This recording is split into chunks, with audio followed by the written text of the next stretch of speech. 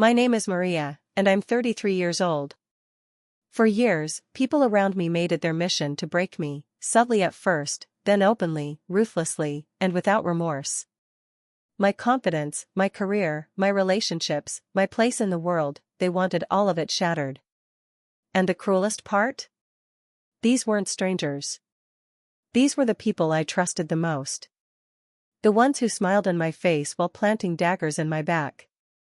But before I tell you how I went from being pushed into darkness to standing at the very top, so high that they now squint just to see me, take a moment to like and subscribe, but only if you truly enjoy stories where justice returns with interest. And tell me in the comments where you're watching from.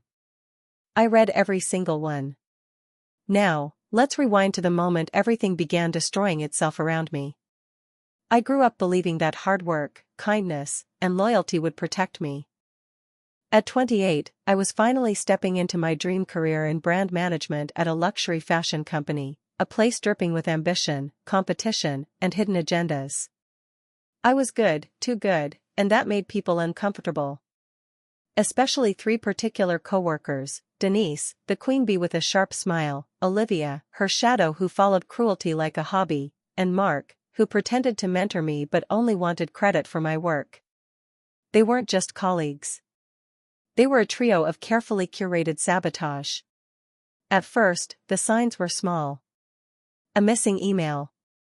A meeting invitation that forgot to include me. A file moved to the wrong folder. Then Denise started whispering things in the break room, and people suddenly stopped making eye contact with me.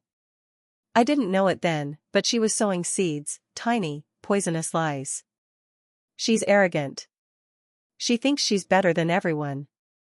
She's here to steal opportunities. Every whisper was a thread in the web they were weaving around me.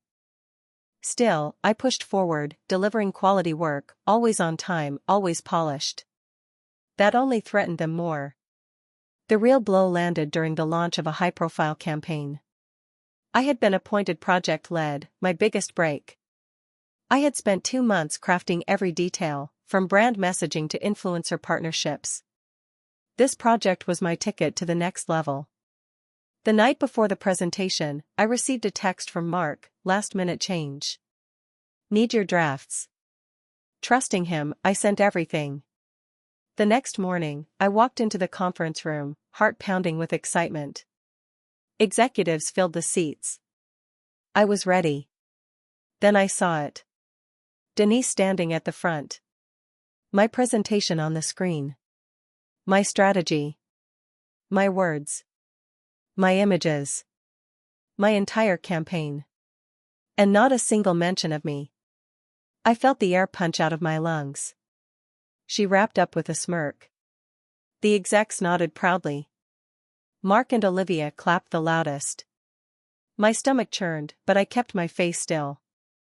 After the meeting, Denise passed by me with a low whisper: "You're too emotional for leadership. Consider this a lesson." A lesson. A lesson in humiliation, betrayal, and power. I walked home with shaking hands. I cried in the shower until the water turned cold. How do you fight enemies who wear the mask of friendship? How do you defend yourself when the lies sound more believable than the truth? But pain changes people. And that night, something inside me hardened, not bitterness, not revenge yet, clarity. They thought I would break. Instead, I started planning. I didn't call it revenge. I called it rebuild phase 1. First, I documented everything: messages, emails, drafts, timestamps, screenshots, shredded scraps of truth they thought they had buried.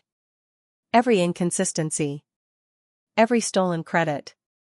Every accidental exclusion.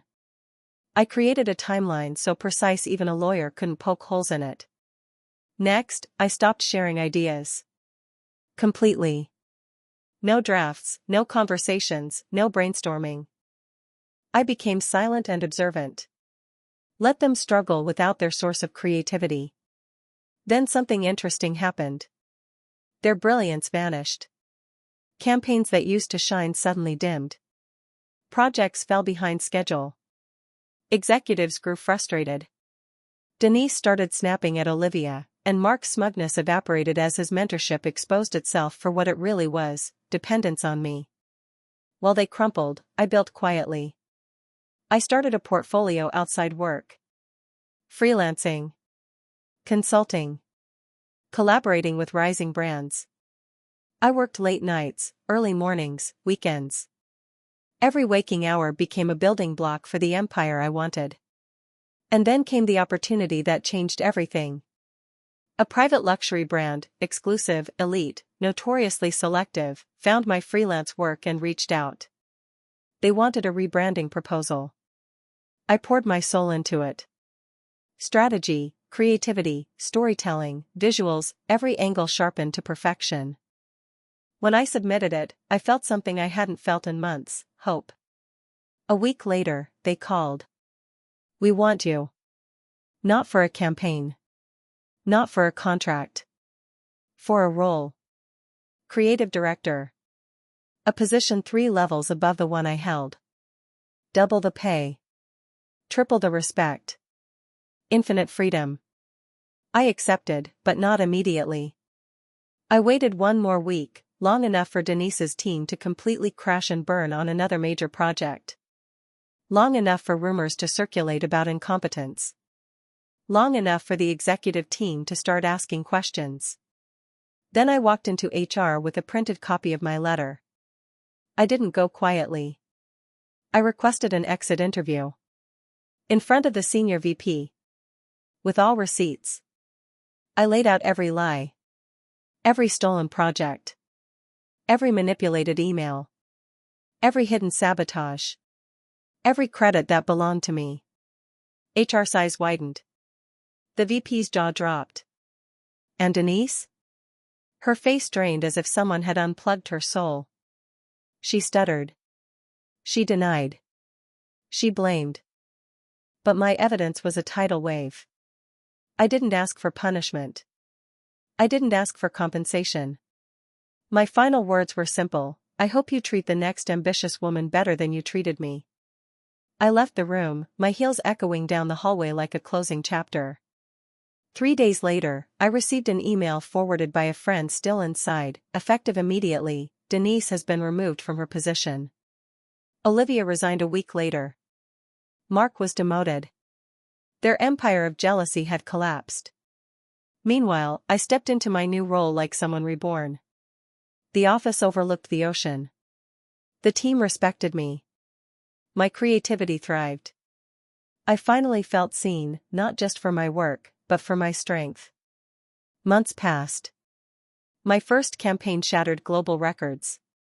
My name was suddenly everywhere: magazines, interviews, conferences. I traveled, I led, I inspired.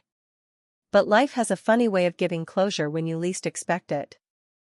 One afternoon, while speaking at a branding conference, I saw her, Denise, in the audience. Sitting in the back. Eyes wide. Watching me walk across the stage. Listening to people applaud me. Hearing my story of resilience. Seeing the world celebrate the same talent she had tried to crush. When our eyes met, something shifted inside me. Not anger. Not pride. Peace. Because she wasn't a threat anymore. She was a witness. A witness to her own failure. A witness to my rise. A witness to the unstoppable strength she accidentally forged in me. After the talk, she tried to approach me. She opened her mouth as if to apologize. I smiled politely, stepped aside, and walked past her. Some distances shouldn't be closed. 6 months later, my company promoted me again. My consulting agency began thriving. My life became filled with travel, luxury, stability, and pride. And my enemies? They watch from the sidelines. Powerless. Speechless. And trapped beneath the weight of their own choices. Because here's the truth I learned: your enemies don't break you. They reveal you. They show you who you are without the noise. They force you to build strength in places you never looked. They teach you to stand without leaning on anyone. And when you rise, truly rise, they're the first to feel the heat of the spotlight shining on your success. So yes, they wanted me defeated. They wanted me erased. They wanted me small. Instead, I returned stronger than they could ever imagine. And the best part? I'm still rising. What they thought was my ending was only my beginning. If my story resonated with you, tell me below, have you ever risen higher because someone tried to push you down? Your story might be exactly what someone else needs today. And remember, success isn't just the best revenge, it's the loudest truth.